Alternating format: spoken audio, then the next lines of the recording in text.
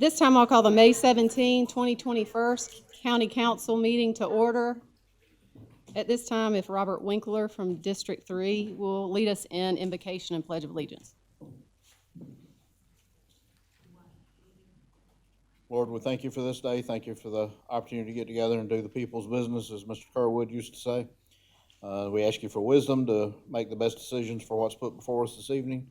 And just thank you for the blessings you give us every day for our first responders that protect us all across the country and the world. Ask your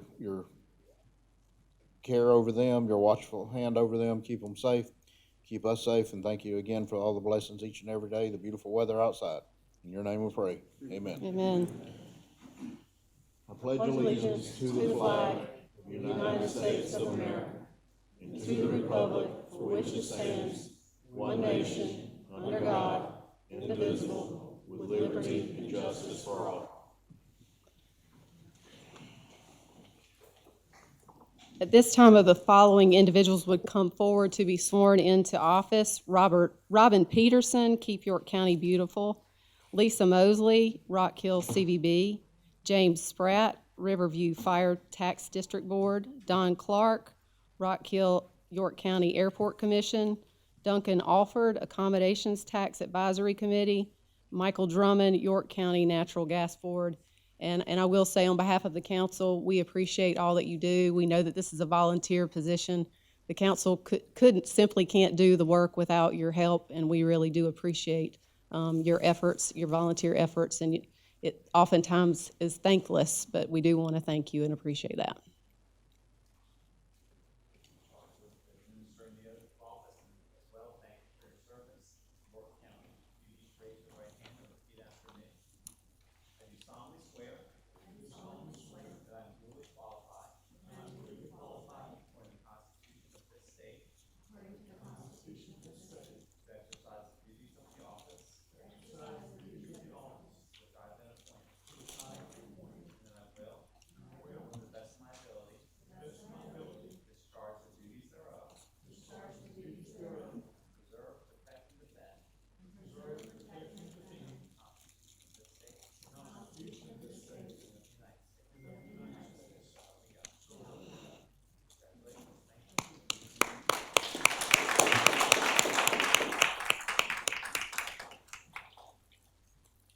At this time, we have appearances from Keep York County Beautiful to present their annual report.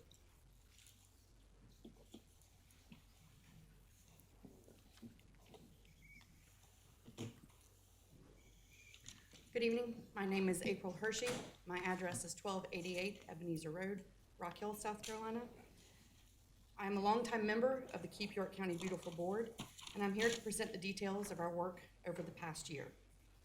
Keep York County Beautiful is an all-volunteer board. Our vision is for a well-educated, empowered community committed to beautifying York County through a diverse range of litter prevention, recycling, and environmental solutions. On behalf of KYCB, we appreciate the opportunity to celebrate our 11th anniversary, and we would like to thank York County Council, York County Management, York County Public Works, specifically Eric Reckert, Director, and Ryan Blanke, Assistant Director, and the York County Solid Waste and Recycling Administrative Staff. Keep York County Beautiful is not funded through the county budget. Our programs are funded through grants from outside entities. Last fiscal year, we secured $12,000. In addition, board volunteers worked 489 hours, and that's valued at over $13,000. Keep York County Beautiful received over $12,000 just in grants last year from the following: Keep South Carolina Beautiful, Palmetto Pride, and we earned the Keep America Beautiful President's Circle Recognition Award. And the total value to York County this year was over $25,000. The total grants and awards KYCB has earned to date totals more than $164,000. KYCB conducts the Keep America Beautiful Litter Index annually. This tool is used to visually assess the amount of litter present in a community. The scale is from 1 to 4, with 1 being minimal to no litter and 4 being extremely littered. Every 5 years, we begin a fresh set of roads to examine. The 2020 overall score with a new set of roads was 1.58.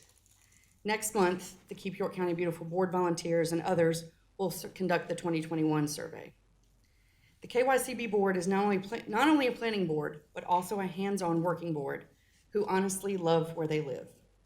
York County residents are encouraged to volunteer at events with us. KYCB project focus areas are waste reduction and recycling, litter prevention and beautification, and outreach and education. This committee promotes recycling and waste reduction through programs such as multifamily housing recycling bin and tote bag distributions, and events such as Earth Day Birthday.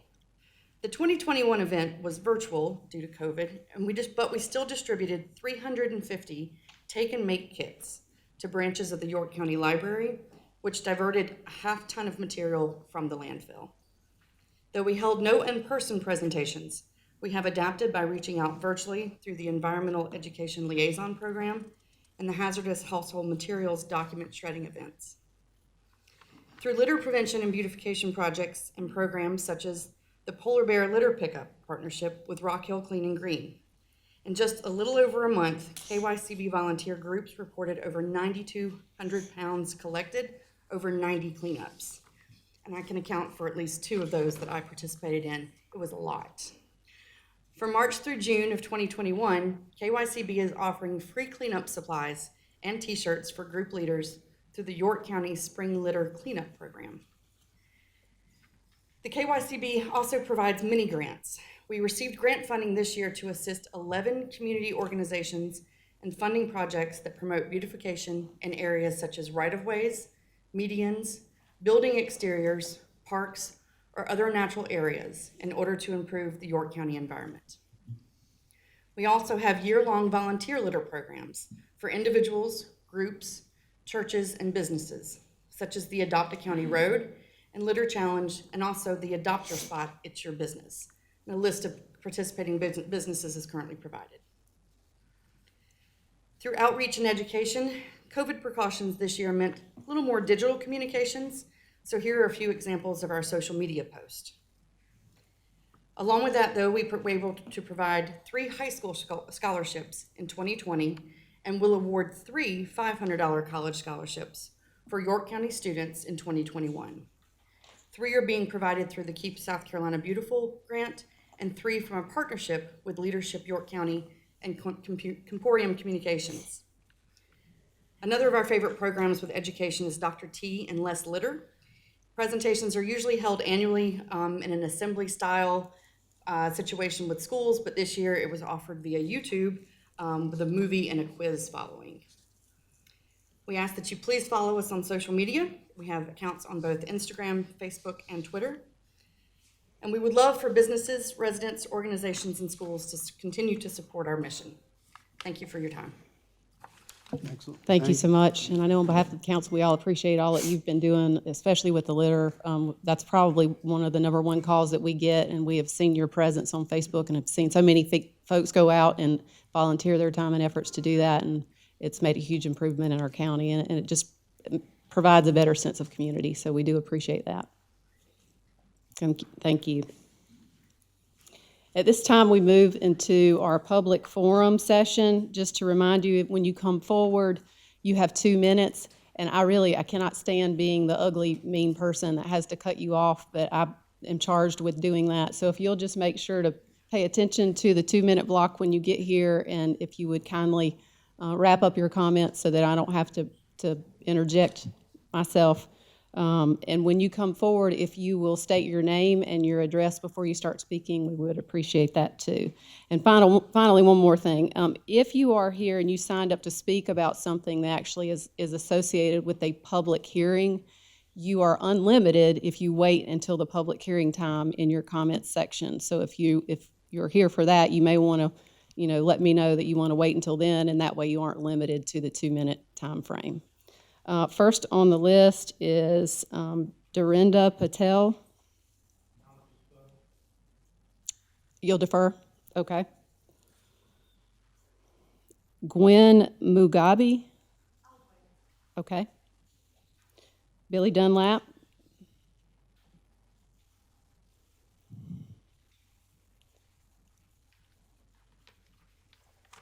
Thank you, council. I appreciate the opportunity to speak tonight. I apologize for missing out last week, but my staff did a fantastic job. I want to just clear up a couple of things and talk to you about a few things in my 2 minutes. It's clear that cutting 17% of our budget will once again be discussed tonight. Just to recap our funding, since I started in 2018, we've been cut $785,000 over the last 3 years. We're now facing an additional $300,000 cut. Our budget in 2018 was $1.2 million, and for the next fiscal year is slated to be $1.8 million, thanks to private funding that we've secured. We have succeeded regardless of the budget cuts that we've faced. Now, do we want the $300,000 to remain in our budget? Absolutely. If it does, we will continue to do what has made us successful at bringing visitors to York County and supporting our more than 300 partners. If we lose the $300,000, we'll be at a fork in the road, let's be honest. This is not a cut our budget scenario and our work remains the same. Our success has led you to say, well, you'll be fine. In reality, we will be fine, but it will not be in the same form that we are today. Some things will need to change, and we'll have to do things differently. For the past few weeks, I've been looking at what our organization looks like if we lose the $300,000. Does it make sense for our ordinance to remain intact as is? No, it doesn't. Does it make sense for you to control our board but fund just 4% of our budget? No, it doesn't. Those questions have led me to look at alternatives to how we are structured. Our staff cannot be in a holding pattern until third reading to have a plan that involves a $300,000 cut in our budget. That plan needs to be ready to go prior to July 1 and one that is ready to execute. I can tell you today that that plan is in place and it is ready to execute. We are prepared for that. Even if you cut our budget, we will continue to work with our partners across the county that are looking for us to help them emerge from a pandemic that has hit the travel and tourism sector harder than any other industry. That is our mission, and that will continue to be our mission. Thank you. Thank you, Billy. Ronnie Taylor.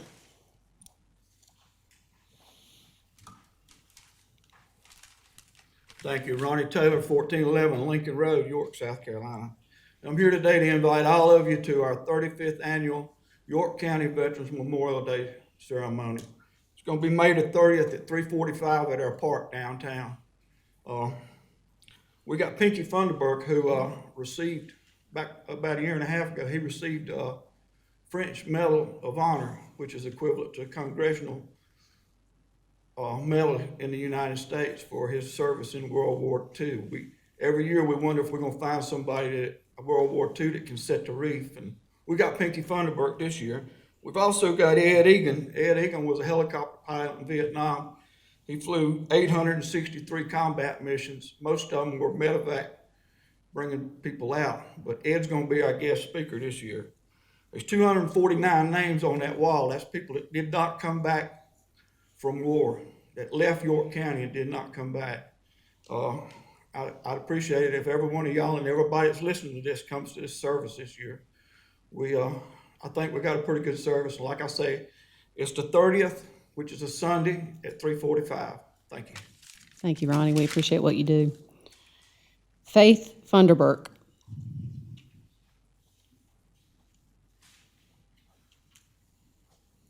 Billy Hagner.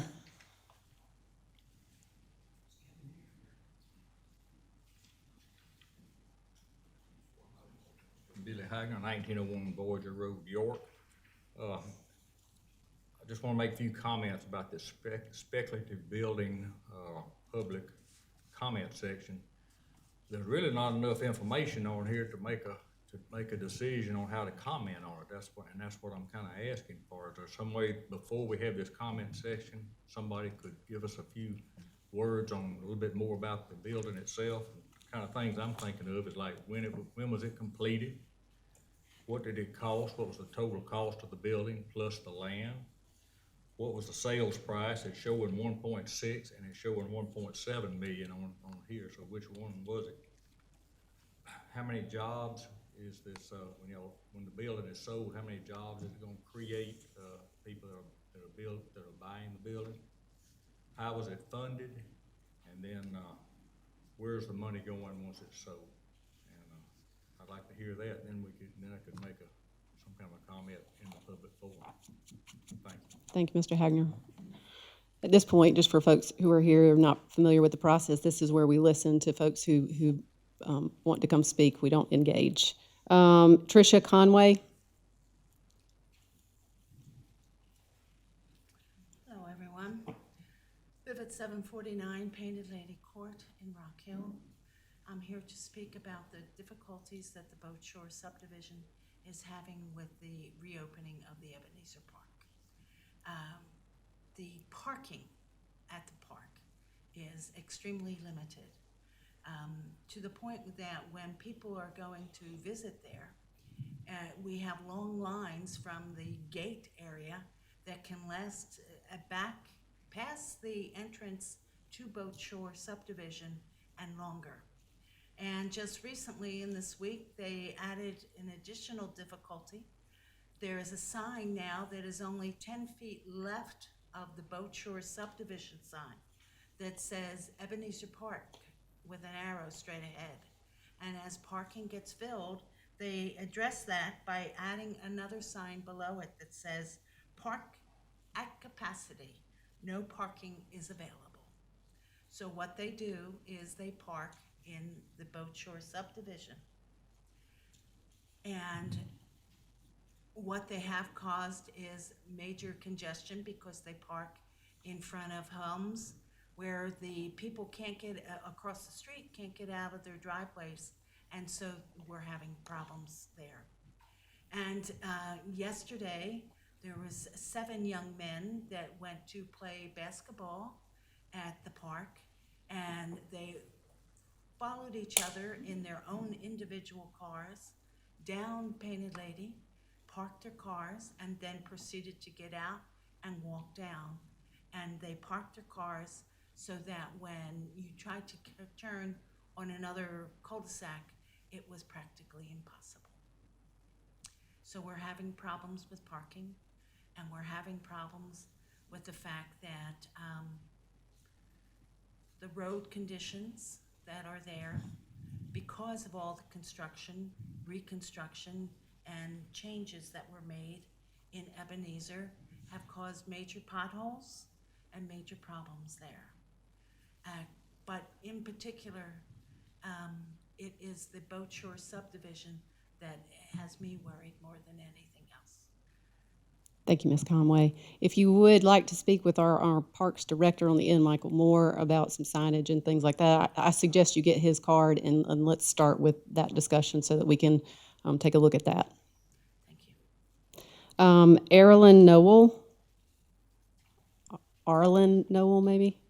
Arlene Neal. I'm also in the Boat Shore subdivision, and If you could just state your address for us. 916 White Admiral Lane. The problem that I have is whenever I'm trying to come out of my neighborhood onto Boat Shore, it's hard to see around to the right side. I am suggesting that trees and bushes be cut back so that we can see, because what is happening is you pull up, then you have to keep inching forward so that you can kind of see around the trees and around that curve. And then people are flying, going very, very fast, and it's almost like they're trying to hit us. And whenever, they pass by, they look like we're an idiot because we have pulled out. But we have to so that we can see around that curve. So I'm asking that some of the trees and bushes on the right-hand side from where we pull out are cut back. And because the traffic is going so fast, I don't know if we can do like any speed bumps or anything to slow the traffic down, because like I said, it is very difficult getting out of our subdivision. Thank you, ma'am. Ann Morse. Well, this is going to be a repeat because I'm talking about the same thing.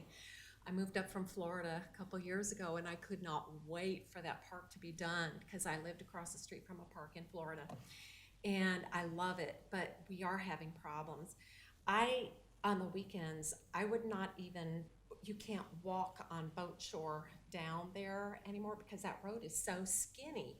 And a lot of times, the people that are using that road, they're not just your little compact cars. They're the ones with the boats and the trailers, and then the mobile homes, you know, for camping are coming and going. So that's very unsafe to me. I'm happy that at least at the end of Painted Lady, we have a cut through the woods and we can get to the park another way.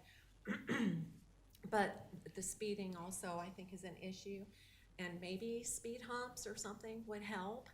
And the other thing is, I did talk to a sheriff's deputy who was parked in my cul-de-sac, I don't know, 3 weeks ago, and it was about that issue. And he said that he had talked to the rangers, and he asked the ranger, do you think, you know, because we were already having cars come into our neighborhood and just park, you know, all in front of our houses.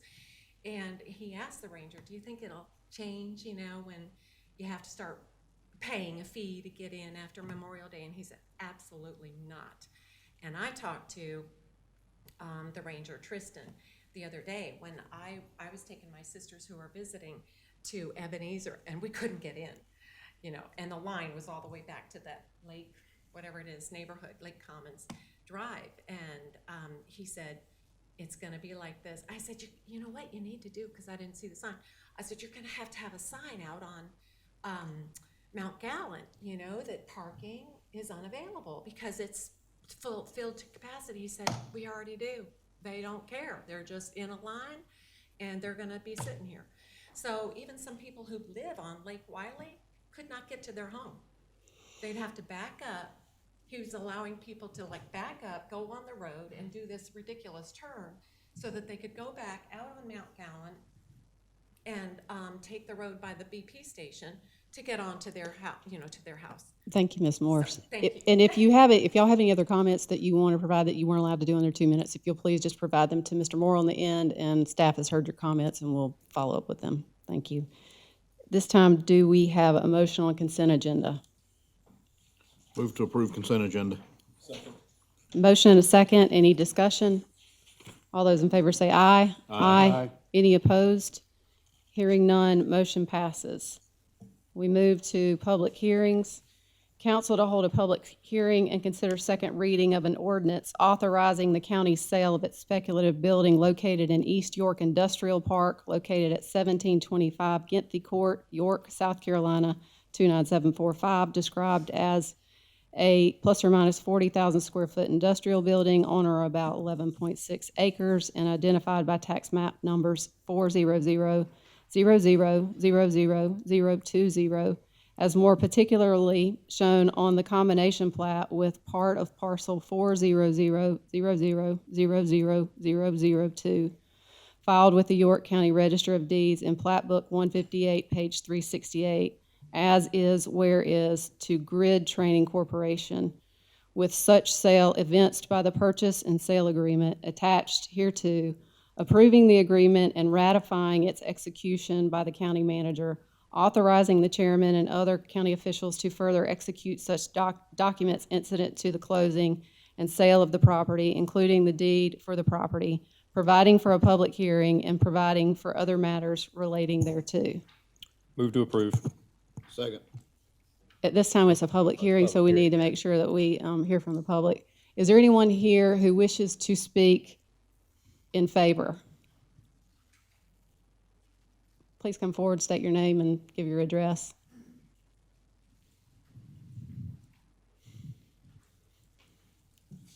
Hello, I'm Dan Cassiopo.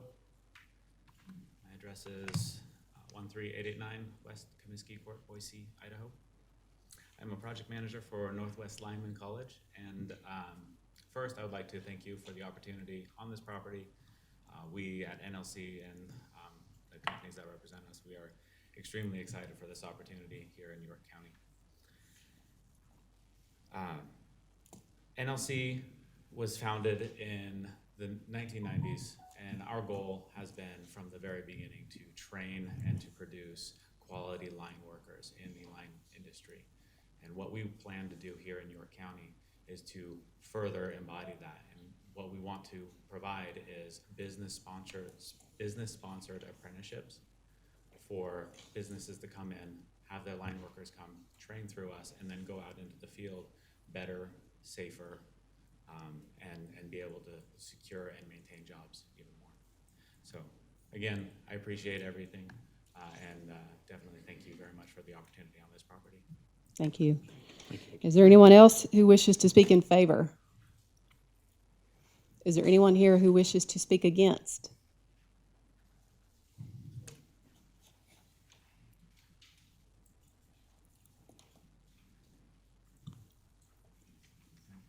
Billy Hagner, 1901 Voyager Road.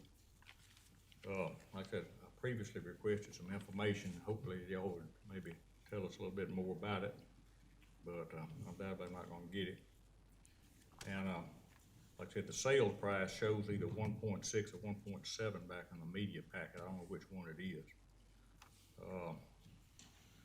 When you look at the price per square foot, it comes out to $42 a square foot for the sale of that building with 11 acres of land.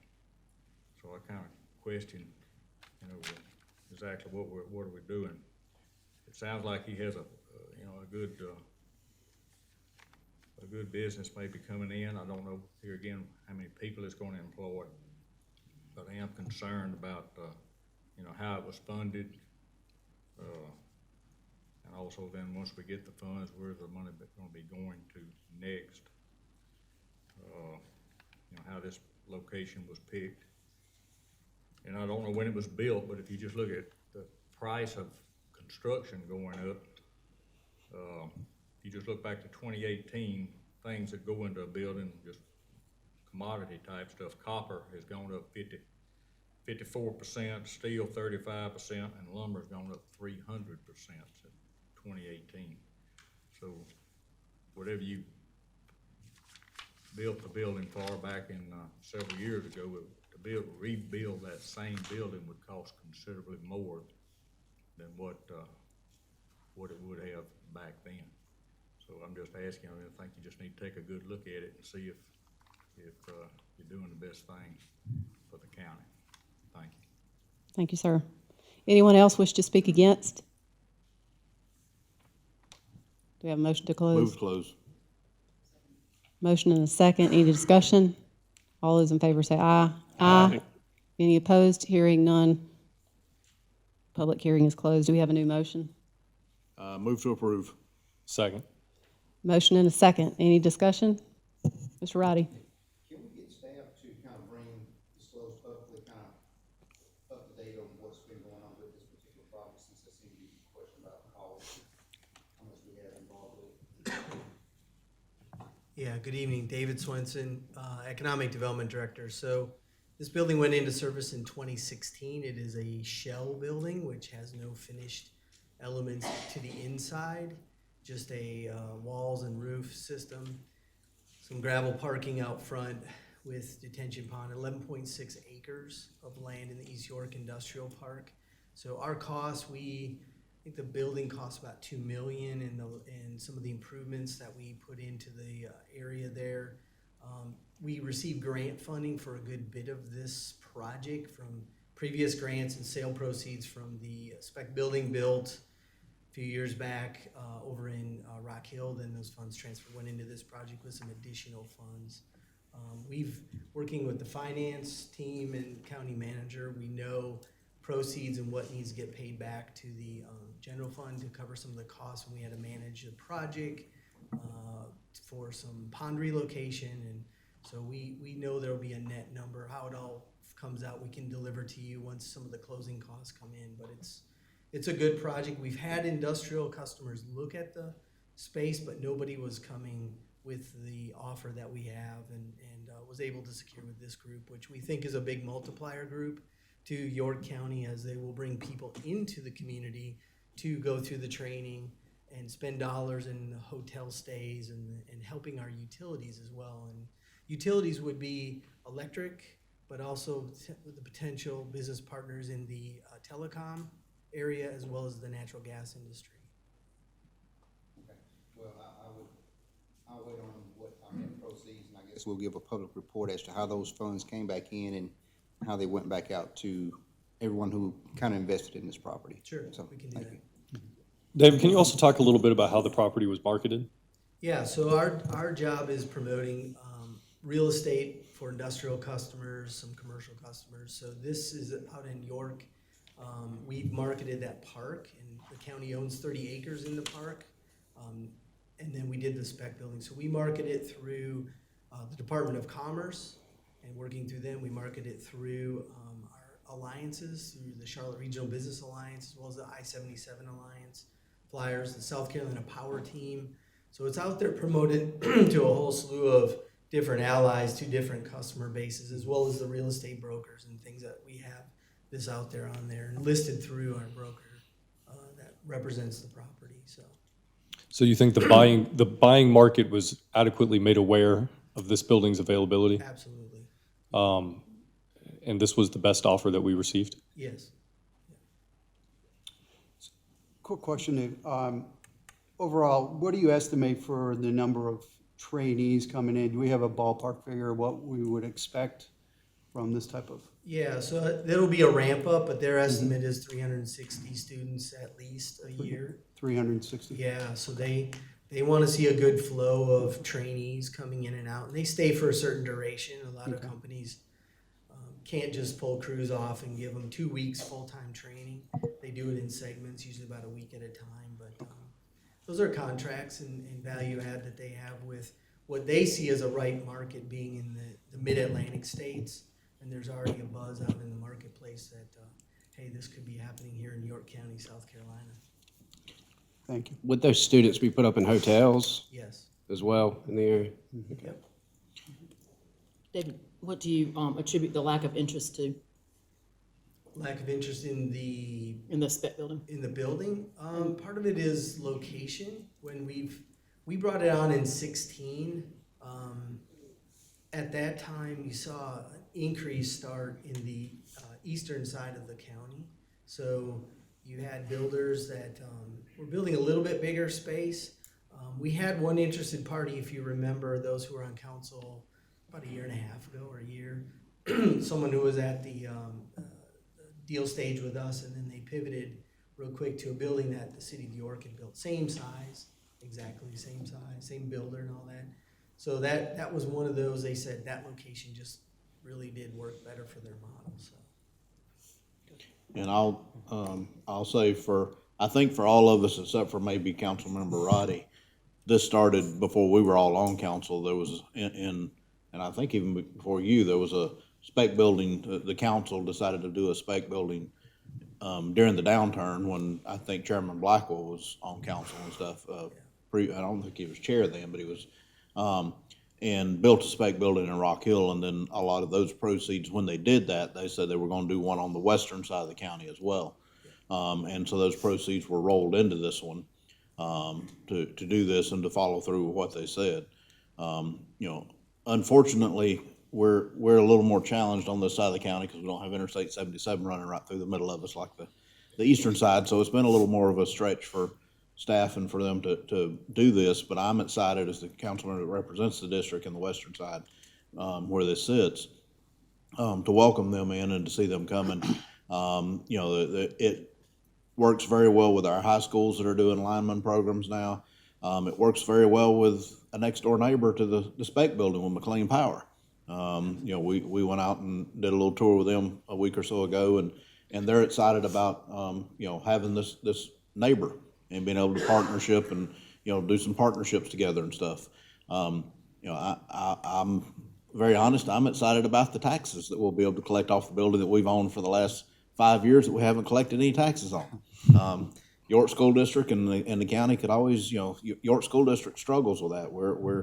And so to get some industrial taxes paid in into that, I'm excited about that along with the new jobs and what they'll be doing for the community. So I fully support this, and I'm looking forward to hopefully getting the third reading and sometimes not too distant future coming out and seeing the facility and seeing what's going on out there. Any other discussion? I believe that this is probably a cautionary tale on how to invest in spec buildings, and this was done before our time, but we certainly need to get this on the tax rolls, and it needs to be generating tax revenue instead of it sitting there without doing that, so I support it as well. All those in favor of the motion say aye. Aye. Any opposed? Hearing none, motion passes. Council to hold a public hearing and approve second reading of an ordinance to amend the York County Code of Ordinances, Chapter 155 zoning code to clarify the separation requirement for tree save areas to exempt residential developments which are in the rural development districts and located entirely outside of the urban services boundary from the tree survey requirement, to provide for a public hearing and to provide for other matters related thereto. Mr. Bueno.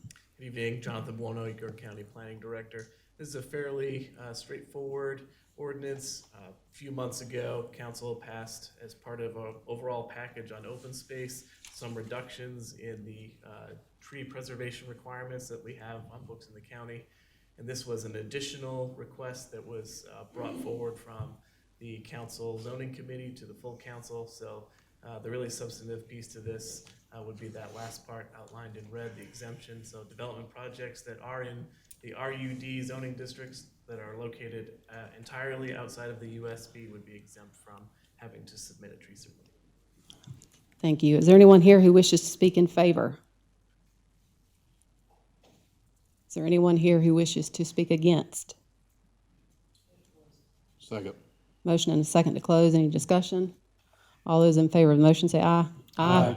Any opposed? Hearing none, the public hearing is closed. Do we have a new motion? Move to approve second reading. Motion and a second. Any discussion? All those in favor say aye. Aye. Any opposed? Hearing none, motion passes. Council to hold a public hearing and consider adopting a resolution in support of the issuance by the South Carolina Jobs Economic Development Authority of its Educational Facilities Revenue Bonds, York Preparatory Academy Project, pursuant to the provisions of Title 41, Chapter 43 of the Code of Laws of South Carolina, 1976, as amended, in the aggregate principal amount not to exceed $100 million, and pending issuance thereof, authorizing the issuance of bond anticipation notes in the amount of not to exceed $100 million pursuant to the provisions of Title 11, Chapter 17 of the Code of Laws of South Carolina, 1976, as amended. Can we get some information? David, can you just comment? I mean, we get these requests occasionally, but if you could just provide a couple sentences to. Yes, as I understand it, there's an issue to refinance current debt for the school that exists now and to borrow money for a second school that'd be located in South Rock Hill. It is something that they are eligible to apply for and sell these bonds with the endorsement of the county, and it's something of a standard. I think we did it for the first school that was built for York Prep as well. And does this have anything to do with zoning? It does not. I think we have a specific caveat in here that they're still in the process of getting their approvals, their regulatory items, and this is not an endorsement of those one way or another on those items. Thank you, And sir. it's not a bond that the county's on the hook for. It's just state law says that if they issue those bonds, they have to come through us to be able to get approval, correct? That is correct. Do we have anyone here who wishes to speak in favor?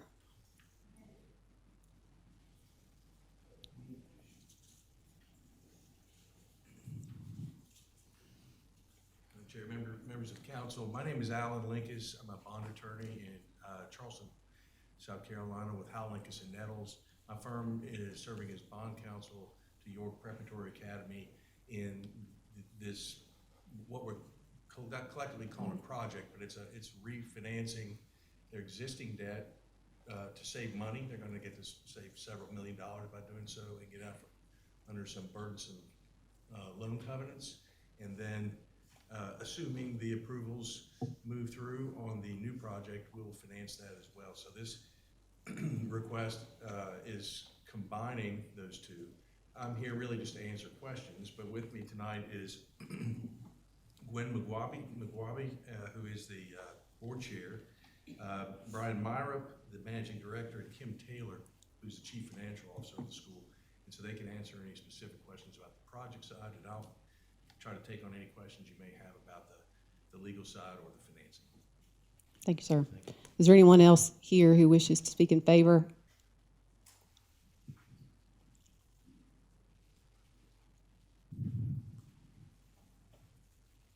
Good evening, ladies and gentlemen. Chair Lady, appreciate you hearing us. My name is Gwen Mugabe. I live at 339 Twin Lakes Road, Rock Hill, South Carolina. I'm the board chair for York Prep, and I'm a former parent.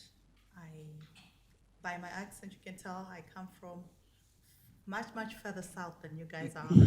I'm originally from Zimbabwe, and I was educated using the British system. I came to, my husband and I, we moved here, and we homeschooled. Our children actually went to Blessed Hope, and then they ended up at York Prep, which is a charter school.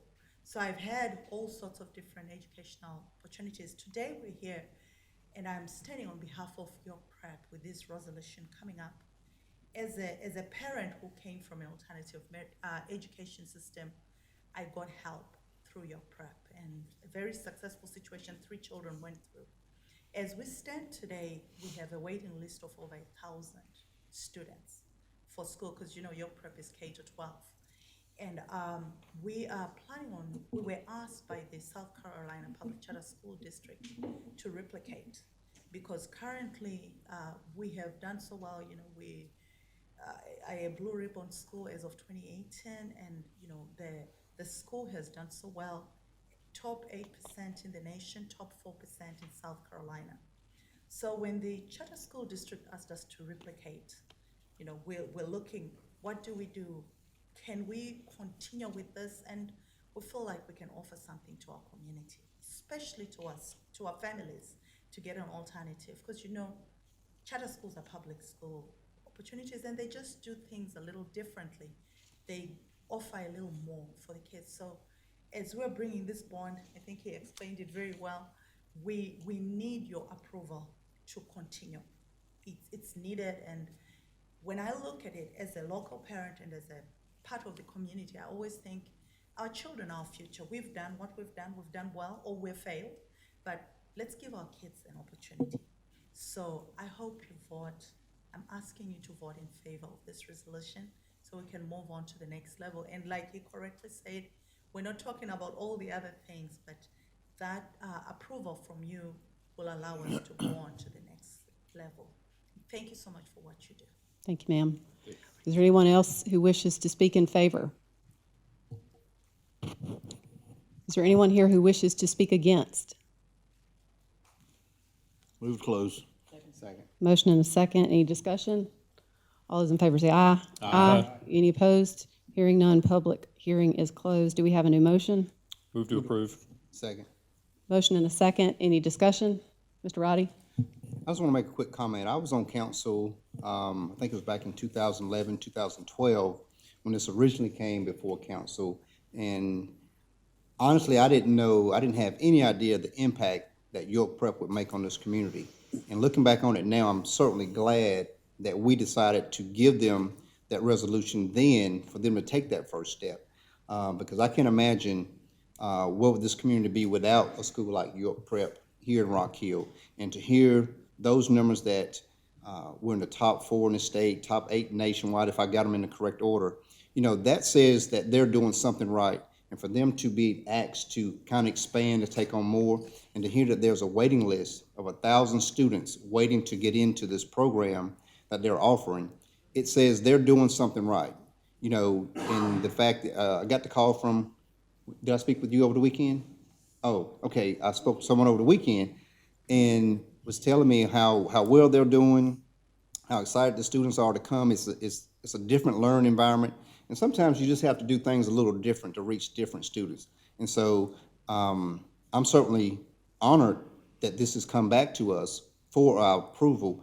And I expect nothing but full support, because this is just the first step. You know, obviously there are more steps that they have to take, and I wish them well, and hopefully they can accommodate that 1,000 students that's waiting to get in, and there'll be another list of 1,000 students waiting to get in. So I think York Prep has done an outstanding job as an alternative to our regular public schools. So like I said before, we had no idea.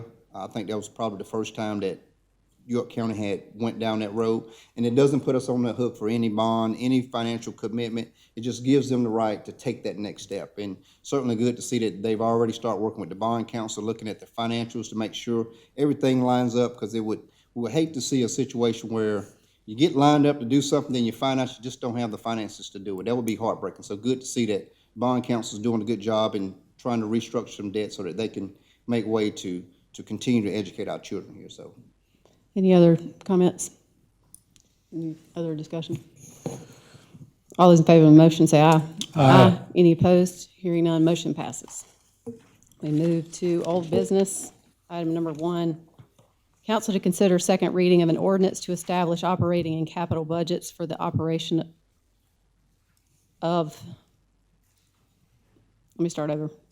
Council to consider second reading of an ordinance to establish operating and capital budgets for the operation of the county government of York County for the fiscal year commencing July 1st, 2021, to provide for the levy of taxes for York County for the fiscal year commencing July 1st, 2021, to provide for the expenditure of tax revenues and other county funds, and provide for other fiscal matters relating to county government.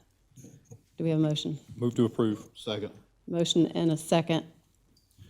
Any discussion? Yeah, I'd like to go ahead and move forward with an amendment. The $300,000 in hospitality tax funds currently allocated to the CBB, I'd like to redirect that towards the York County capital projects going on in the parks.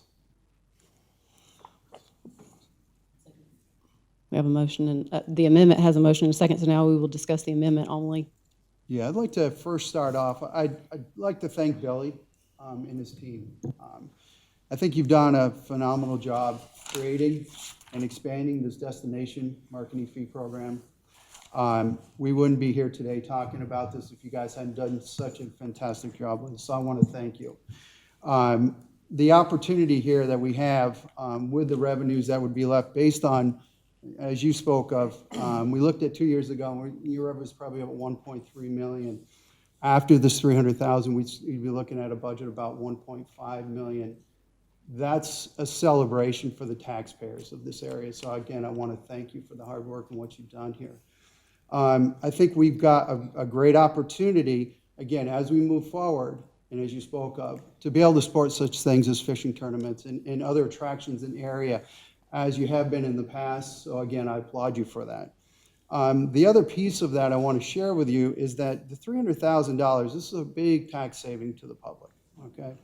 This revenue would then be applied towards our parks where we have capital expenditures that we have to meet. It's a win-win situation for the taxpayers. It's a win-win situation for everybody. If it wasn't for Billy's team and their hard work, we wouldn't have gotten here. So thank you, Billy, and I appreciate it. Whoever seconded, want to go or want to wait? No, I think I've said enough about CBB. Okay. But you know what, I do appreciate what CBB does, that is not even the issue at all, not at all, that's not the issue. I do think that money, the $300,000 could be spent on something different, and I look forward to actually, frankly, seeing what you do differently. I mean, I think you're kind of a chameleon, and I think that's, when we throw you a curveball, you hit a home run, so I'm anxious to see what you do. Mr. Roddy? Obviously, there's an appetite on council to shift these funds over to our parks that we're starting to get into, starting to develop some more amenities in the rural areas for our citizens. One thing that I did want to try to do, I wanted to make a plea to council. If we are to shift this $300,000, you know, I would strongly suggest that we just don't throw $300,000 over to our parks. I would like to see, because it may come a situation where things don't continue to escalate like we've seen with the CBB, and we may have to fall back and shift some funds back to them. So I would be real cautious just to say we're going to take the $300,000 and put it somewhere else, because if things doesn't take off for the CBB and Billy has to come back saying, hey, you know, we're not continuing on the upswing, we're starting a downswing, we're going to need some more money to pump into some events, go out and continue to put more on the plate to recruit more events. And let's remember, he's recruiting now for not this year, but he's recruiting for 2 years down the road, 3 years down the road. And I think, I'm not sure if full council understands wholeheartedly how the wheels turn at the CBB. So if we're gonna shift these funds, I would caution us to shift a portion of them to our parks and have some just in case things don't go the way we're anticipating them to go. Because I think coming out of COVID, our tourism is gonna jump right back in there. Our hotel stays are gonna go up. Our hospitality tax is gonna go up. But I think we should leave some there. Maybe if we take it out of his budget, let's hold it. Don't stick it into the parks, because if there comes a time that he needs it and he needs us, because we can't stress enough that CVB recruits 2, 3, 4 years out. And I think if that's gonna hurt in that regard, we don't wanna see the downstream effect 3, 4 years from now. And Billy has done an outstanding job. And my hat goes off to Billy. Every time we threw him something, like Alice said, he hits a home run. It's like, I don't want him to feel like we're punishing him and his budget for doing so good. That's not the message that we want to send to the CVB, the people that support it, the people that work there. But if I was sitting in his shoes, you have to wonder, man, maybe I shouldn't have done so good. Maybe I shouldn't outperform and gradually increase this thing. But, that's not his mentality. I think he's done an outstanding job. But I do honestly think things are going to work out well. At the same time, we got to be cognizant of the fact that what happens if it doesn't continue to take off? One thing that I've said about being up here on council is that we don't always get it right. We are men and women enough that if things don't go right, we're able to fall back and make a corrective action. So I want to make sure that if we go down this road, and I made a last ditch effort over the weekend and before council, that we haven't been cutting anybody else's budget prior to public hearing. And I was kind of hoping that we kind of waited until at least the public hearing to hear from what the public had to say, because there are a lot of people throughout Rock Hill and York County who feel very strongly for the CVB.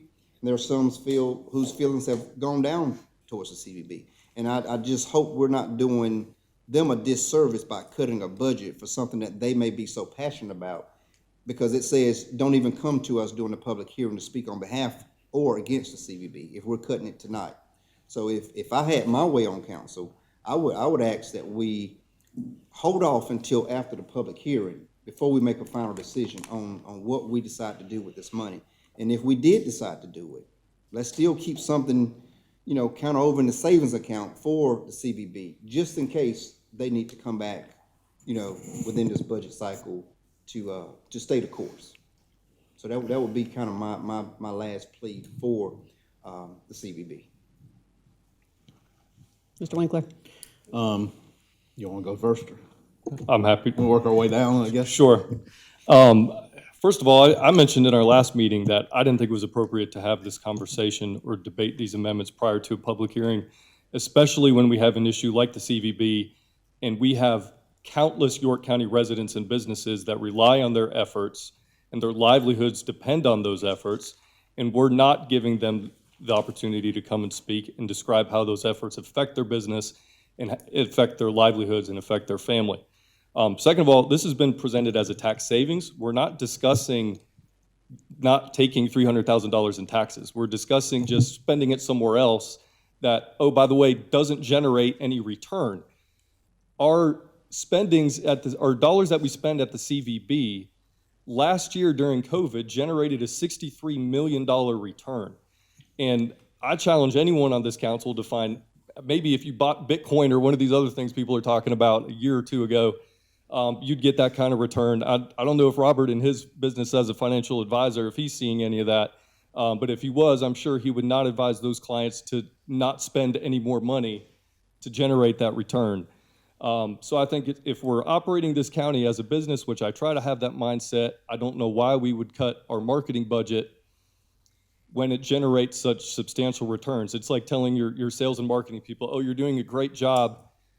Thank you so much for doing such a great job, but we want to save money as a business, so we're going to cut off our nose to spite our face and not generate any more revenue for this business. So to me, the prospect is just frankly absurd. Second of all, we haven't even voted or considered a park plan but I can guarantee you it's gonna cost more than $300,000. And if we're serious about getting into the parks business, I don't think we're gonna fund it with $300,000.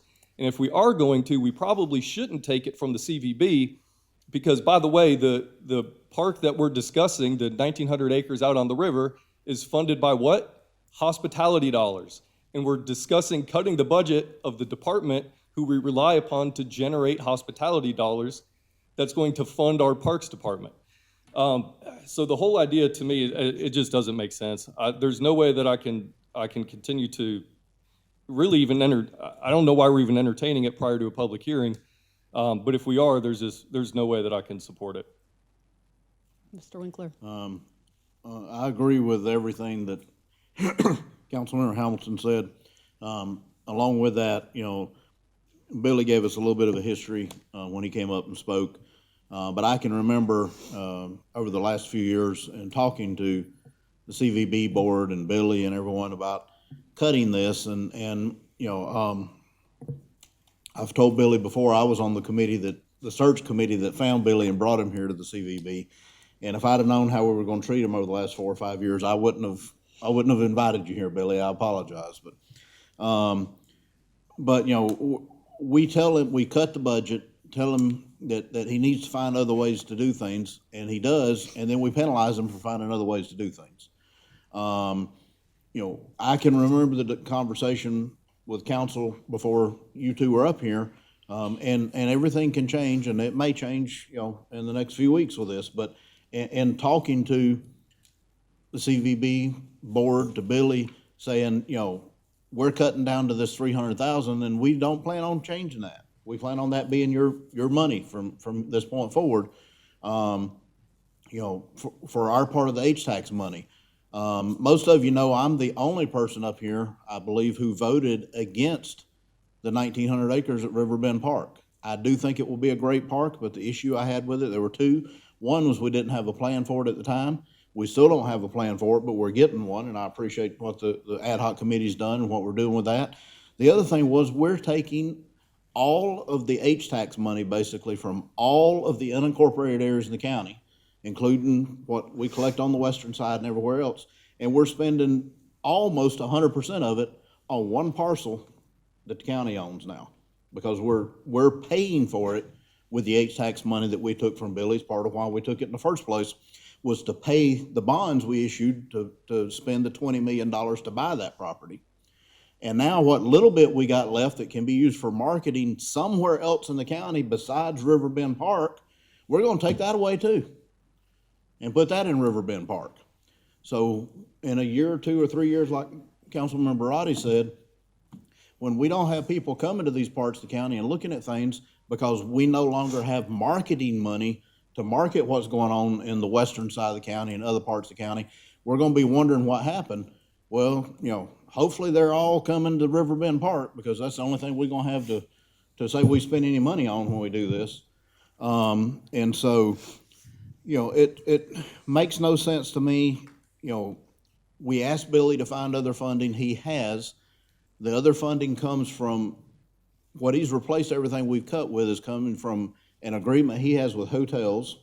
The vast majority of the hotels in this county are in incorporated areas. And those agreements with those hotels say that, a hotel in Rock Hill is not going to want to spend money for marketing for something to do in Sharon or somewhere else if they're not going to, be staying here, or northwestern side of the county in Clover, when they may run over to Gaston County and stay in a hotel instead of going to Rock Hill. A Rock Hill hotel is going to want that money that CVB's collecting from their program spent to bring more people back to Rock Hill, to put more people in their rooms and in their beds. So that's what their agreements are for. Same thing in Fort Mill. Fort Mill hotels want that money to put people in their rooms in Fort Mill. We've got a very small handful of hotels in the unincorporated area that will be able to spend a little bit here and there. But as the young lady said when they presented to us 2 weeks ago, and they did a wonderful job with that, this money is used to market for things that are 2 and 3 years out. We're not going to be doing that if we take this $300,000 and put it into whatever at Riverbend Park. And I asked the question multiple times now, what this $300,000 would be spent on. And we were told a little while back, well, it would be spent on the Veterans Park here in York, Nanny's Mountain, and Crowder's Mountain. So I went back and looked at information we've been given. We were given a budget for this year, and we were given a capital improvements plan for the next 10 years. $100,000 was in the capital improvements plan for this year on Veterans Park. There was $40,000 for Nanny's Mountain and $40,000 for Crowder's Mountain in the capital improvements plan for next year. Not this year, next year. And when you add the 100 for the Veterans Park, the 40 and the 40 for the other two parks, that's only $180,000. It's not $300,000 that we were told this $300,000 is going to be spent on. So those numbers are a little confusing, a little fuzzy to me, especially when part of the parks weren't even in the budget for this year. So it's not a shortfall because we weren't planning on spending that till next year anyway. And when we look at our budget and we look at, the account 4911 is where Riverbend Park is. And there's a budget line in our budget for $750,000 for Riverbend Park. And it says, due to H-tax collections, we're forecasting a $300,000 shortfall in that particular account, and for the park. And so my question again still is, what is this $300,000 going to be spent on in that park, since we're moving funds to that park? And from what I've been told by management, there is no plan in place to spend the $750,000 that's in the budget for this year. It's a placeholder for money for us to do something in the park when we figure out what it is when we get through with the advisory committee and stuff. So there's not a shortfall in our budget this year that we're saving the taxpayers on. We're collecting this H-tax money either way. The shortfall may be in the next 10 years of our capital improvement plan. But if things go well and COVID gets better and people start traveling more and the CVB keeps bringing events to us, then we may not even have that shortfall in the 10-year plan, because if we can give them the money to keep funding and keep marketing and keep bringing people here, our H-tax collection should go up, and we could cover the shortfall, the money that we don't even know how we're going to spend it, with the increase in income that the CVB brings us if we let them do their job.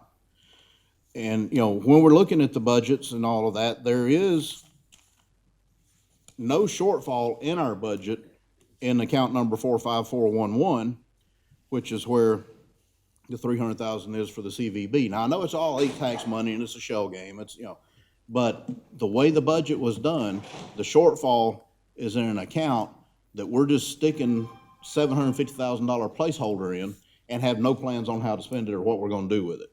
So I believe Mr. Hamilton's term was ludicrous. It makes absolutely no sense that we're even discussing this at second reading, third reading, or any other time, in my opinion. It's very short-sighted, and I will in no way, shape, or form support moving this money. Any other? Yep. Mr. Guffey? Well, I think Councilman Hamilton, Councilman Winkler has pretty much shared most of my thoughts as well. I do not agree with moving forward without having a public hearing, period.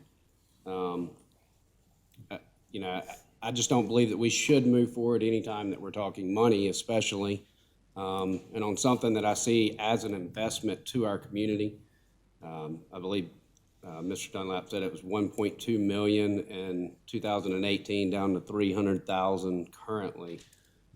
And it's one of the few things that is a true investment into our community. The more that we are putting into it, we're seeing that return on investment.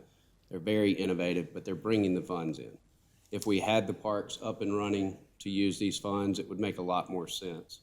I have not been sold on it so far. In our community, and we're all moving towards parks. Tax hikes are inevitable, and the opportunity to only increase exponentially. But I just believe this is a good investment for our community, and I don't see pulling it at this time.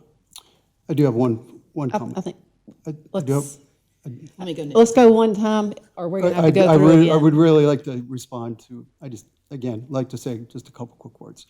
When this revenue, this H-tax was moved off Billy a few years ago, he was put to a task to come up with a program that would meet his needs, okay? Billy has more than met his needs. We've asked him to market a program out there that generates marketing funds. He's done that, he's exceeded, in fact, his budget will be probably 1.5 million after this 300,000 would be removed. That's over 2 million more than he had a couple years ago, okay? That's self-sufficient, okay? He's created a model that's self-sufficient.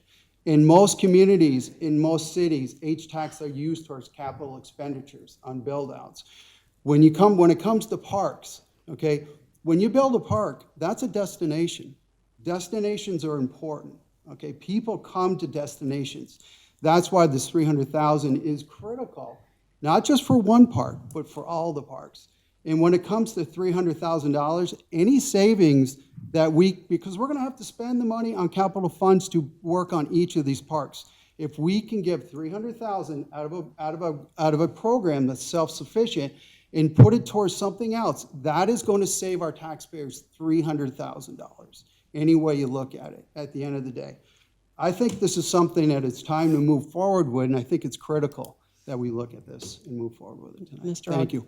Mr. Audette, giving you a little bit of leeway since it's your motion. Thank you. We're going to vote on the amendment. I'll wrap it up. Oh, you haven't spoken yet. Ms. Lowe, I'm sorry. So I just want to make up several points. I think she did. And I'm all over the place because y'all are all over the place, so I've just scribbled. The first thing is that we do have parks up and running that this money would go toward. And we, council determines what that money is spent on. So when management says the money's going to be spent on this, and that, that's ultimately a council decision. So it's not like they're telling us that we're going to spend this money at Nanny's Mountain and Worth Mountain and the Veterans Park, and that we don't ever have a say in that. So that comes to us for a vote. So where the $300,000 gets spent is up to the 7 of us sitting up here. The hotels, Fort Mill has hotels that are bringing money in. There are people looking at hotels, spots for hotels in Lake Wiley right now. The H-tax dollars, I'm going to differ with Councilman Roddy in just a little way. I don't think we should set any of the money aside. I think we need to put it to its best use now. And the reason for that is because the H-tax is only increasing. When you look at the number of people that are coming in, the people that are eating out, the new restaurants in the unincorporated areas, just look at my area. Just by itself, the H-tax dollars are increasing. So there's going to be money. And when you talk about cutting the CVB has got a strong funding source. They've already got the hotels, but we've cut other things. We've cut home tours. We've cut marketing for people who can't recover from that. So if we're going to talk about the big things, we're going to talk about the little things, and that's what that $300,000 might go to. Little start-up things that are trying to get started. Maybe there's some events and some festivals and things like that aren't even here yet that money could be spent for, and I fully support the fishing tournaments. I know a lot of the fishermen. I've talked to all the people that y'all have had call me in the last couple of weeks. I've talked to those people. I've listened to those people. And I have a very open mind. I do listen. I'm not closed-minded. In any situation, I'm not closed-minded, except one. And so, but anyway, I fully support those fishing tournaments. And in my business this year, I've cut $100,000 off my marketing this year. And what have I done? I've done different things. And are my sales up? My sales are up. So that's why I say to Billy Dunlap, I want to see what you're going to do. Because I think next year, you're not going to need us. You're not going to need us. And you're going to come back and you're going to say, thank you for making me, think outside the box one more time. So I want to talk to you heart to heart tonight about Convention and Visitors Bureau and what my resistance is to it. And this not every district has this situation, but Fort Mill and Lake Wiley, we're not looking for visitors. Our parks are for the people who live there. We have more people. We can't get around. So when you do something in our district and you bring in 200 or 300 or 400 people ultimately to something in Lake Wiley, guess what? You're an inconvenience to us at that point, because we're packed full. We're sitting in traffic. We can't go anywhere. We can't get anywhere in Lake Wiley. Fort Mill, look at Fort Mill. It's full. So how I look at this at Convention and Visitors Bureau, you know what I want? I want these parks to be for the people who live here. And they might be traveling. They're not coming from out of state to Lake Wiley. They're coming from across the county and from Lake Wiley to Lake Wiley or to Clover. And I understand the need in Rock Hill, but it's very different. So when I talk about this, and that's always been in the back of my mind, and it's the first time I've said it, but you know, Lake Wiley and Fort Mill bring in most of the dollars. And Field Day Park, we have an opportunity at Field Day Park in Lake Wiley to hold tournaments every single weekend. But that park was built by the people, for the people. So when you want to hold events there and bring people in from all over the country, guess what? The people who live there and the people who are paying for it, just like the taxpayers are paying for Ebenezer Park and Allison Creek Park and every park, Riverbend Park, guess what? These parks are in my opinion, they're for York County. So Rock Hill's different. You got a lot of sports venues, a lot of things that have been built that are a little different to Rock Hill, and I know you want to bring things to Rock Hill, but when Rock Hill is giving you $80,000 and the county's giving you $800,000, it's flipped. It's backwards. So on behalf of the people of Lake Wiley, District 2, that's my take on the Convention and Visitors Bureau. Okay, and I'll just wrap this up so we can get a vote on the amendment. I do support the amendment, and when it comes to the public hearing, I think it's important to note that what has happened the entire time I've served on this council is that the amendments to the budget that the council supports are always made at second reading, so that when the public looks at it, they know where the council stands. That doesn't mean you can't change it afterwards, and you change it based upon public comment, so it still can change at third reading. But this is typically how that process works with the amendments. The CVB has had $1.5 million in revenue 3-4 years ago, and they're going to have $1.5 million even now. We're not cutting their budget in my mind. What we're doing is we are looking out for the taxpayers. If you can find a way to provide funding for something from the private source, that's what you need to do. And then you use the tax funds, which in this case, the H-tax funds that we're talking about moving are coming solely from the unincorporated areas. So the city has their own H-tax money. All of the different municipalities have their own H-tax money. And what is interesting is that City of Rock Hill puts $0 to the CVB from their H-tax fund. Fort Mill puts 0 of their dollars from H-tax to the CVB. And the reason why is because they have very smart parks departments, and that's where they put that funding, is in developing the product that you eventually market.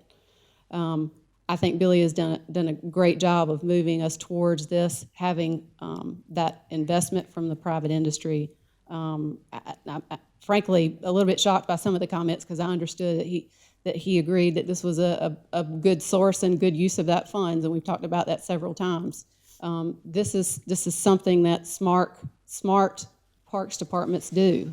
When it comes to the specific spending, this money is not going to a particular place. It's going to the budget. And I think Mr. Roddy's comment about, could this be changed next year? Yes. Could there be something changed next year if there's a problem with our CVB? Yes. But right now, this makes perfect sense. This funding is not allocated. This funding is not being used. We need to start doing what's responsible with the taxpayer funds. And honestly, there is not a single person up here that's suggesting that we eliminate a tax money, which is the accommodations tax, which the county still provides a significant amount for, and I think very much in line with the rest of the municipalities that contribute to that.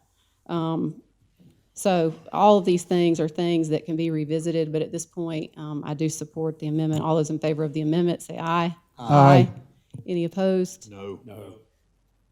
Motion passes. The amendment passes 4-3. So now we're back to the main motion on the budget. Is there any other discussion? Mr. Madden? I need to point out a Scribner's error on page 9 of the budget. The appropriation for pennies for appropriation of fund balance was omitted in the second reading inadvertently, and that needs to be added back in there to get the fund and balance. So that's already been added with what the clerk has, but just want to make sure when you're looking at that or the public's looking at that, what got put out, that was a Scribner error, and the pennies for appropriation of fund balance number got left off. Any other discussion? All those in favor of the budget, say aye. Aye. Any opposed? Opposed. Motion passes 6-1.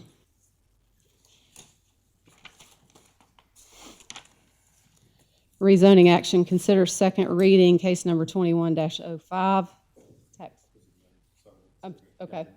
Well, if the record will reflect 5-2 for the past vote, yes. Rezoning action, consider second reading, case number 21-05, tax map number 633-07-03-002, zoning request to rezone from RC1 to BD3 with conditions, 0.76 acres in District 6. Mr. Blunt, we already received some feedback at first reading. Do we have a motion? Move to approve with one added condition, and that would be number 7 from the list that we had, and that is the lighting, to remove the lighting and make the lighting compliant. We'll second that. We have a motion and a second. Any discussion? That is my fault. I left that off at the last meeting when we talked about the conditions. I left the lighting of all the things. I left the lighting thing off. So You talked about it, you just didn't give the number. Yeah. So we're adding number You good with that? So we actually, I left off number 7 and I added number 8, but Councilman Guffey's okay with leaving number 8 on there as an additional curb fix. So it'll include all the ones that we passed last time plus number 7. Is that clear? It's Mr. clear. Kendrick? The number 7 says remove spotlights on gas canopy and replace with code-compliant lighting. Correct. Motion is second. All those in favor say aye. Aye. Any opposed? Hearing none, motion passes. Council to approve second reading of an ordinance to amend the Code of the County of York, South Carolina, disposal of waste at county landfill, Chapter 33, Section 50.33B9, in order to provide for an increase in fees for the acceptance of recyclable material delivered to the York County Material Recovery Facility, and to provide for other matters relating thereto. Move to approve. Second. Motion and a second. Any discussion? All those in favor say aye. Aye. Any opposed?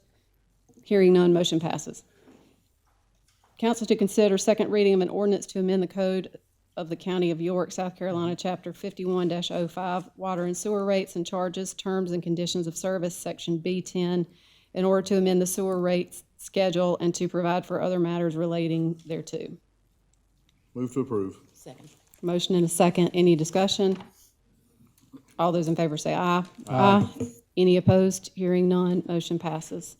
Council to approve second reading of an ordinance to the Code of County of York, South Carolina, Chapter 90.02, rates, fees, and charges for public park facilities, services, or sponsorships in order to establish usage fees for the newly constructed multipurpose event building at Ebenezer Park, to reduce the camping and shelter rental reservation fees, to revise the definition of senior and disability categories, and add active duty military category for camping rates and season passes, and to provide for other matters relating thereto.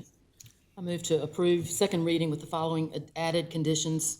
The cost of a bench at Field Day Park will be $2,000, and these benches will be referred to as commemorative rather than dedication benches. Second. Motion and a second. Any discussion? All those in favor say aye. Aye. Any opposed? Hearing none, motion passes. Council to consider approval of the Allison Creek Park lease agreement between York County and Duke Energy.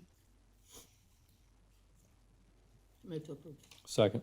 Do we have a motion to approve, subject to our legal counsel's approval? Subject to final review, please. Subject to final review. Yes, subject to final review. Second the amendment to the motion. We have a motion and a second. Any discussion? All those in favor say aye. Aye. Any opposed? Hearing none, motion passes. Committee and other reports, Finance and Operations Committee, the Honorable, I forgot to say that when you did the invocation, the Honorable Robert Winkler. Thank you. Finance and Operations met this evening at 5:45. We had a very short meeting, a very small agenda. We got updates from the county management and finance on the budget and how we're proceeding for the year. And I believe each one of the council members have that information in their packet on how numbers are coming in for the year. So I don't know if Mr. Madden wants to say anything or update us on anything with that. Just one thing I pointed out, it's not in the second reading of the budget, but it does appear we're going to get an increase in local government fund from the state. And management's going to recommend that those funds be allocated towards the capital reserve fund. We have seen a significant increase in the last month or so with cost of projects. Inflation is definitely kicking in here in New York County. That fund was already very tight using fund balance, and so we're going to redirect that money over there to keep that fund from having to require a millage increase. Council member, new non-agenda comments. I always look down that way. Mr. Brody. I just wanted to fall back. I know Keep Your County Beautiful did their presentation and they left before we had a chance to say anything. I just wanted to make a comment that that group does such a good job of helping us kind of keep things down for us litter across this county. I can imagine what our streets and curbs and rural areas would look like if Keeping York County Beautiful wasn't taking part in such a strong effort, because we still have issues with trash and litter on our highways. Let's don't forget about that.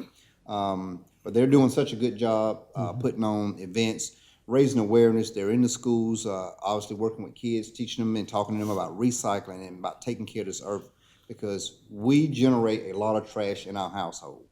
And for those of us who do the responsible thing, whether we live in the county or live in the city, who try to recycle or take it to our recycling centers, we're doing our part as responsible individuals. But we have some people out there who don't care about what this community looks like, and they're taking advantage of it. They're abusing it, not just in the unincorporated areas, but inside some incorporated areas. So kudos to that group of individuals who dedicate their time and their services to this community.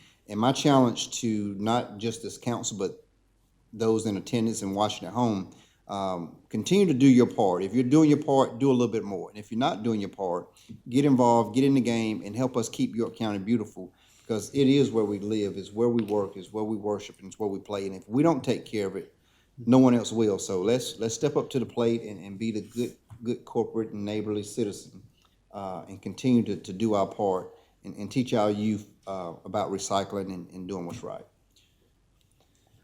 Ms. Love. Yeah. So, I got a couple pictures to show you. So we'll start with that number one picture of that house, Karen. I know that there is an interest on behalf of everybody on council to do something for small businesses. And as a small business owner, I have really thought long and hard about what that looks like and how we accomplish that mission. And I think there's a lot more discussion to be had about that. But I want to give you an example of something that has kind of triggered me to call a zoning committee meeting. And at the same time, I want to see if there's anything that you would like to be on that, to have on that agenda coming up. But this is a house that is on Highway 274. And I drove by one day and I noticed that the grass was looking great. And then I came by another day and I noticed that they had put the fence in across halfway the house and back. And then I noticed the little stone podiums out front, the two little columns. And at that point, I called the county and said, I need you to go out and check on this, because I think this person doesn't know that they are not zoned for a commercial business, and I don't want them to incur any more cost without knowing that. So the county did go out, and they gave them pretty much told them that you can't do this, you can't do anything here. So in following up and trying to help the property owner, because he called me that same afternoon, and so I explained, let's get the information, let's find out what it is that you do have to do, because part of the issue here is that this is a little acre out on the front, but it's adjacent to 40 plus acres that are contiguous to Nanny's Mountain. So what he does on this parcel, is going to affect the whole thing if we don't cut this little piece out of the puzzle for him. But in looking at what the county told him to do and what our ordinances say have to be done, this is a small business startup, and if you'll show the road, this is the road. This is Highway 274, of course. Penny's project, that is it's basically, it's a 5-lane road.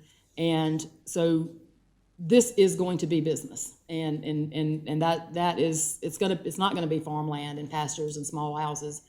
It's going to be business ultimately. So this is still zoned ag right now. But one of the things that he's been asked to do is a traffic impact analysis. And I can tell you that there's not gonna be a lot of impact on traffic. He's got a couple of trucks. And my biggest concern here is that this small little guy that's wanting to open a landscape business might have to spend anywhere $8,000 or $10,000 for a traffic impact analysis. He can't overcome that. On Highway 274, this makes sense. So we've got to make our ordinance make sense. And if this was a subdivision, if this was a restaurant, if this was anything, I think I don't know what the answer is. That's why I'm going to have the zoning committee meeting, and I'm going to ask the zoning department, and what does make sense here? How do we not just become robots and put a big blanket ordinance out there that stops a business like this? And I believe that this is a start in what we do for small businesses, because if we can do something that allows him to operate a business here, then we've helped a small business. And my other question is going to be, see the little house on the hill back there? What if he decides he wants to do something, or 2 parcels down they decide they want to do something? Did they also have to do a traffic impact analysis, a TIA?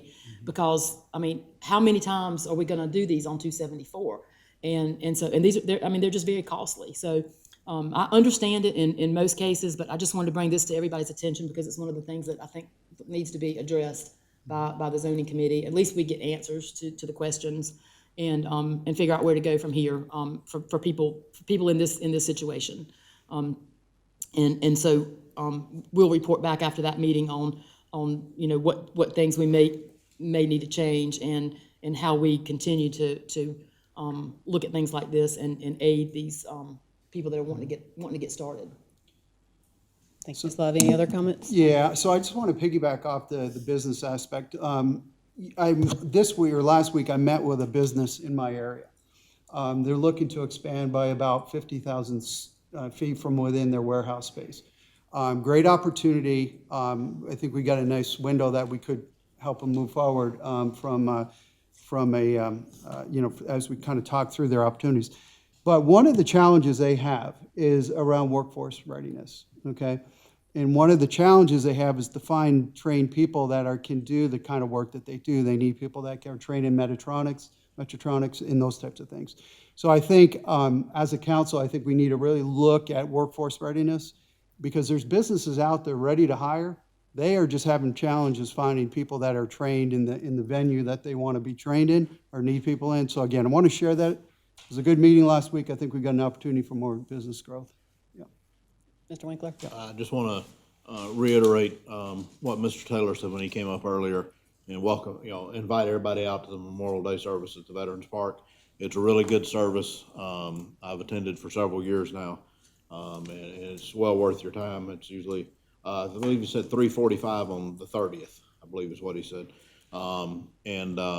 It's usually somewhere with the speaking, and they read all, I think he said 149 names that are on that memorial of people that left York County to fight for their country and serve the country and did not come back alive, unfortunately. They read those names, they have the speakers. It's a very good service, a very solemn service, but I'd invite everybody out. I think Allison's been a time or two, and Chad Williams used to attend almost every year when he was on council. I would see him almost every time, so I'd love to see all of you out that day if you could make it. Robert, is this a parade too, or is this just? No, the Veterans is the parade. This is just the memorial service. Veterans Day, they do the parade and service.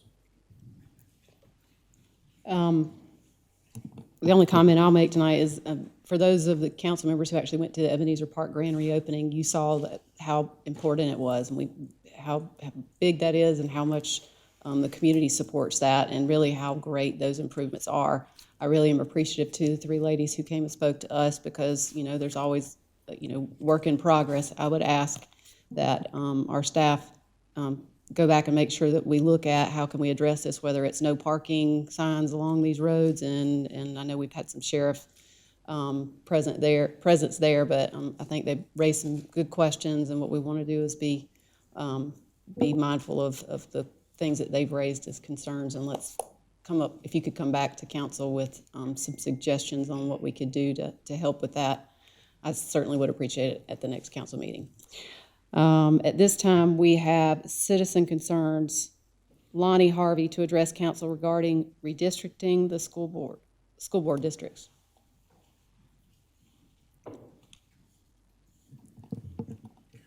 Good evening. My name is Lonnie Harvey. I live at 2264 Blue Ridge Way in Rock Hill, South Carolina, and I won't take up much of your time. As you know, we've completed the census. We're still waiting for statistics for it, and following that will come either redistricting or reapportionment.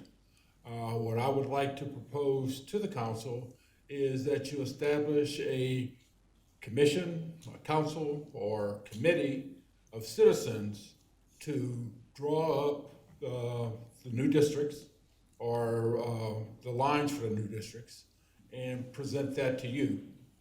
The district, the commission could be can consist of maybe 2 people from each one of you, and that whatever we propose would have to be approved by that committee or that body by 2/3 agreement before we could submit it to you. And of course, you approve it any way that you do. I'm sure it's being by majority vote. But I think that efforts should be made that we get citizens involved with it and that we communicate better than we have in the past. Back in 2011, when we went through this process, not just with the county, but also the city and school board, and every time that there is a reapportionment, typically there's notifications that's put in the paper and other things. And although I have been getting the Herald since I moved here in 1984, I can't say that I honestly read the paper every day. And let's face it now, if it's in the Herald, it's probably 2 days late. But we need to find a way of getting citizens better notified about the process and better involved. And I will ask you that please consider doing that. Now, you mentioned school board, school district? Or school district goes through the state, I understand. It's listed, school board district, so you mean county council? County council. Okay, got Yes. it. County council district. Yeah. Yeah, I'll be Got talking it. to the school board next Gotcha. year. Okay. Thank you, Mr. Harvey. All right, thank you. Chris Johnson with Rock Hill Clean and Green to address council regarding the proposed increase in tipping fees. Good evening. My name is Chris Johnson. I live at 1139 Woodland Drive, Rock Hill, South Carolina. Thank you for the opportunity to speak tonight. I have letters that I'm going to read, and I want to share this. Who do I need to give these to?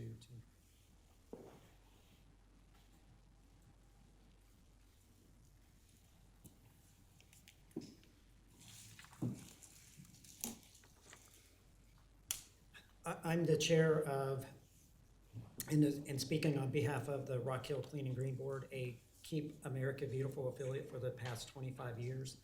And I have several board members that are here in support of what we're going to talk about tonight. And we would like to thank you for the continued service to our community and to our citizens. It has come to our attention that there is a proposed increase into the recycling tipping fee for the current from the current $35 per ton to $50 per ton for fiscal year 22. The Rock Hill Clean and Green Board encourages the County Council to remove this proposal increase from the 22 budget for the following reasons. The proposed 43% increase in the recycling tipping fee is not feasible for municipalities to add to their budgets. At this point in the fiscal calendar year, municipal budgets have been planned and potential reasonable increases accounted for. However, this drastic increase is outside the scope of the traditional fee coverages, making it difficult to adjust the budget to cover these costs.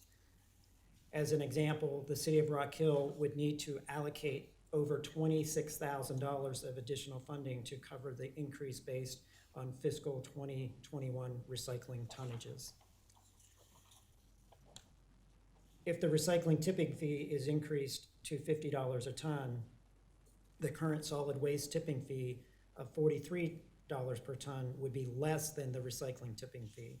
This will make it difficult to justify recycling and the expense of having a recycling route for municipalities who do not market their processes, their material. Increasing the recycling tipping fee de-incentivizes recycling for municipalities. If the municipality cannot add the additional funds needed to cover the 43% increase, they will discontinue providing recycling services.